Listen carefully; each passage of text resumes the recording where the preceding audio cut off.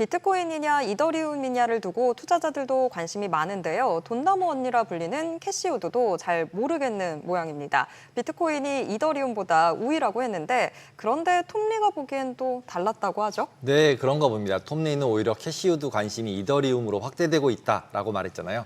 네, 맞습니다. 게다가 비트코인의 약세장이 와도 절대 팔지 말라는 말도 나왔는데요. 지난 한 주간의 가상자산 시장 흐름을 짚어보면서 자세히 알아보겠습니다. 언디파인드랩스 조동현 대표 모셨습니다. 안녕하세요. 네, 안녕하세요. 네, 우선 지난 한 주간 가상자산 시장 흐름부터 좀 짚어볼까요? 네, 지난 한 주는 가상자산 시장 자체가 큰 폭 하락을 좀 겪었습니다. 주초만 하더라도 굉장히 큰 상승이 동반되면서 사람들의 좀 관심을 많이 끌었는데요. 근데 목요일부터 갑자기 큰 폭 하락이 이어졌었고, 비트코인 같은 경우는 11만 달러 이하로 내려가기도 했고요. 이더리움 같은 경우는 3,800달러 정도까지 내려왔었습니다. 현재는 4,100달러 정도 선인데 그만큼 얼마나 많이 좀 하락했는지 좀 아실 수 있을 것 같습니다. 근데 이번 하락 자체가 좀 특이한 점이 있습니다. 기존에는 이 상승과 하락 자체가 미국의 어떤 매크로에 따라서 움직였었는데, 이번 하락 자체는 미국의 어떤 증시와 매크로의 하락으로 동반 하락했다기보다는 오히려 시장의 과도한 레버리지를 쓰는 투자자들의 포지션이 동시적으로 청산이 되면서 큰 폭 하락이 됐습니다. 즉 선물 거래를 많이 하시는 분들이 한 11억 달러 이상 청산이 됐고요. 그에 따라서 현물도 동반 하락했던 점이 굉장히 특이한 점이었다라고 좀 생각이 들고 있습니다. 이제 선물 거래가 청산됐다고 말씀을 하셨는데, 그러면 뭐 선물 거래 같은 경우 CME에 상장돼 있는 이더리움이나 비트코인 선물들이 청산됐단 말씀이시잖아요. 네. 그러면 일반적으로 투기로 가지고 있었던 포지션들은 반대편에 마켓메이커나 이렇게 해서 쇼커버, 지금 뭐 공매도, 공격 이런 것 때문에 그러면 이게 청산을 당한 거라고 봐야 되는 건가요? 아니면 진짜 그냥 수급에 의해서 고래가 밀어서 그냥 매수 포지션 레버리지 가지고 있던 사람들이 청산을 당한 거라고 봐야 되는 건가요? 대부분 이 가상자산 시장에서 레버리지를 사용하는 거래소들이 꽤 많아요. 말씀 주셨던 CME도 물론 있고요. 그 외에도 바이낸스뿐만 아니라 어떤 하이퍼 리퀴드라고 하는 대규모의 어떤 디파이 이 시장에 있는 그런 거래소들이 있거든요. 여기에 묶여 있는 자금들이 꽤나 큽니다. 그래서 이 비트코인과 이더리움 총 합해서 11억 달러가 청산됐는데, 이번에는 현물이 매도세가 거세가지고 어떻게 보면 선물 포지션들을 다 청산시킨 것 같고요. 그러다 보니까 이게 한번 청산이 되고 나서 다시 또 반등을 또 했습니다. 그래가지고 이번에는 현물 거래량 자체가 워낙 선물보다 많이 없었기 때문에 한번 이게 주저앉을 것 같았었거든요. 근데 이게 현실화됐다라고 보면 될 것 같고, 그래서 사람들은 가격만 좀 주시하다 보니까 비트코인이 계속적으로 하회하는 거 아닌가, 혹은 이더리움은 계속 떨어지는 거 아닌가 우려하지만, 오히려 이거는 투기적인 어떤 포지션들이 정리되는 차원에서 가격 하락이기 때문에 전체 시장으로 봤을 때는 다시 올라갈 수 있는 발판을 좀 만든 것 같아요. 그래서 비트코인도 그렇고 이더리움도 그렇고 굉장히 중요한 어떤 지지선들을 다 지켜줬거든요. 그래서 앞으로 조금 다시 상승할 수 있는 좀 원동력이 생겼다라고 좀 정리하면 좋을 것 같습니다. 아니 근데 정말 대규모 청산이 계속되다 보니까 누군가는 크립토 빙하기가 온다라는 말을 썼었는데, 빙하기 걱정까지는 그럼 안 해도 될까요? 네, 그렇게 안 보셔도 될 것 같고요. 아무래도 탐욕 지수가 80을 넘었었는데 이제 다시 40대로 들어왔어요. 그래서 어떻게 보면 사람들의 욕심이 조금 사라지는 시장이다.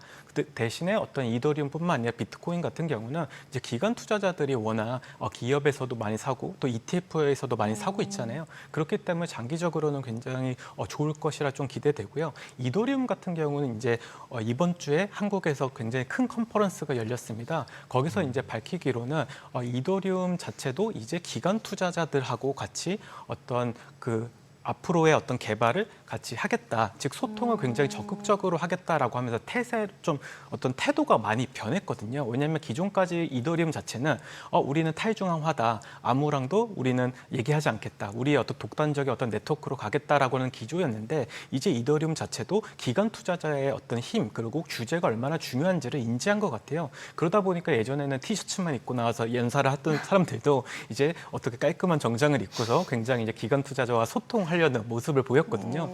그렇기 때문에 이더리움도 이제 앞으로는 조금 더 큰 시장을 좀 겨냥하는 것 같습니다. 이번 주에 블록체인 윅 말씀하시는 것 같은데 CG도 우리나라에 온 거죠. 그래서 바이낸스에서 무슨 기조 연설 같은 것도 하고 뭐 이런 것 같은데 실질적으로 그런 행사에서 어떤 블록체인이나 우리나라 코인이나 어떤 전 세계적으로 어떤 뭐 이벤트가 될 만한 그런 코멘트가 있었나요? 굉장히 좀 제가 좀 기억났던 거는 이더리움 어떤 재단의 어떤 발언들이었어요. 근데 최근에 이더리움이 이제 프라이버시를 중시하겠다고 밝혔거든요. 근데 이 말이 왜 굉장히 충격적이냐면 사실 이더리움은 프라이버시를 중요시 여기던 체인이 아닙니다. 모든 블록체인에 있는 어떤 거래들이 다 공개가 되기 때문에 오히려 투명성을 강조했었는데 이번에 이더리움 재단에서 이더리움은 앞으로 프라이버시를 굉장히 중요시 여길 거고 그 이유는 뭐냐면 기관 투자자들이 자신들의 거래를 노출하기 굉장히 꺼려하기 때문에 이것을 기술적으로 해결하는 것을 하겠다. 그리고 70명이 넘는 어떤 인원들을 다시 이제 뽑아가지고 지금 영지식 증명이라고 하는 어떤 기술을 개발해서 거래는 블록체인에서 일어나되 사람들의 어떤 거래 내역은 다른 사람이 볼 수 없도록 좀 방어하는 그런 어떤 체계를 만들겠다라고 해서 굉장히 인상 깊었습니다. 지금 근데 국내 이슈도 좀 한번 짚어봐야 될 것 같은 게 지난주부터 네이버가 엄청난 기세를 또 보여줬잖아요. 네이버와 두나무의 만남으로 해서. 근데 네이버가 여태까지는 뭐 게임이나 가상자산 업계랑은 좀 선을 긋는다라는 인식이 좀 있었는데 좀 처음에 뉴스 나왔을 때 지금? 이 생각이 들었었거든요. 대표님 어떻게 보셨어요? 전 개인적으로 봤을 때 굉장히 잘된 일이라고 좀 생각을 합니다. 이 블록체인 시장이 아직도 굉장히 마이너한 시장이고 더 많은 사람들이 참여를 하기 위해서는 이런 어떤 대형 어떤 IT 기업들이 나서줘야 되는데 이런 어떤 업비트와 이제 네이버가 이제 합병하면서 이제 이런 시장 자체를 굉장히 크게 만들 것 같아요.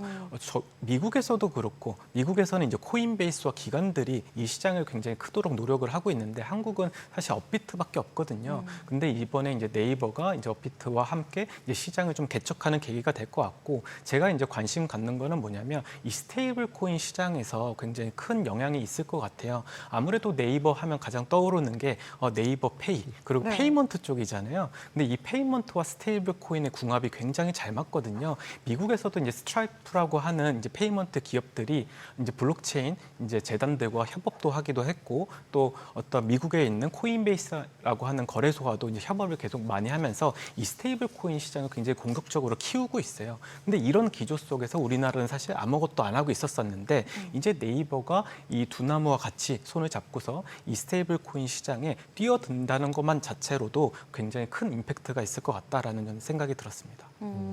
실제로 그러면은 스테이블 코인 같은 경우 네이버가 발행한 스테이블 코인이 나올 가능성이 많아지는 거네요, 그러면?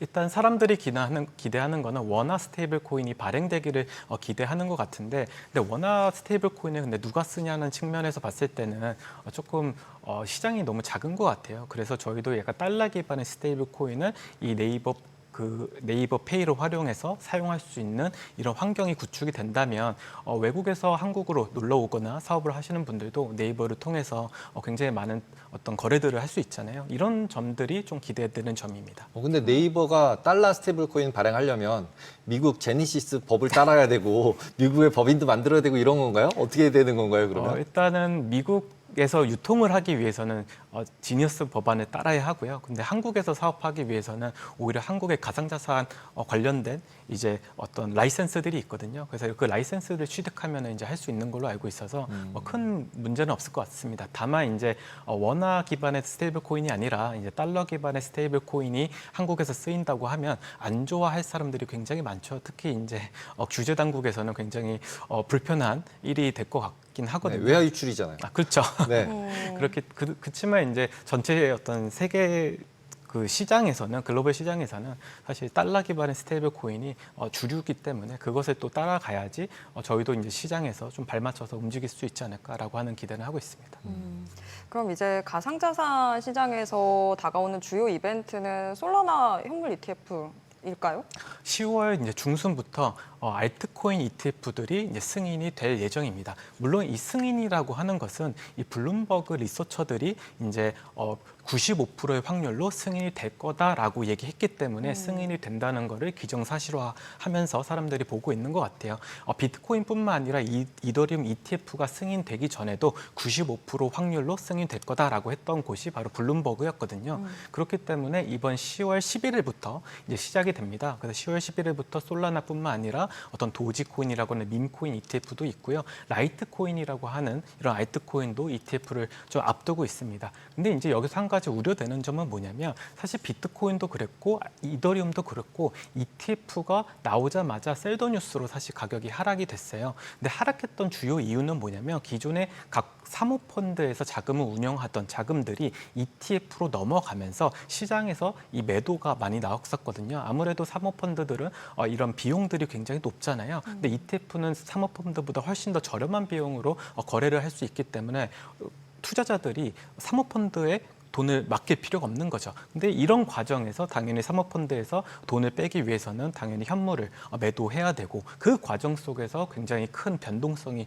작용을 했었거든요. 그렇기 때문에 이번 솔라나 ETF나 다른 알트코인 ETF가 나온다 하더라도 갑자기 가격이 상승하는 것보다는 오히려 그 매도세가 좀 시장에 반영이 돼서 가격이 조금 지지부진하지 않을까라고 하는 생각을 많이 했습니다. 네, 오늘 말씀 여기까지 듣도록 하겠습니다. 고맙습니다. 네, 감사합니다.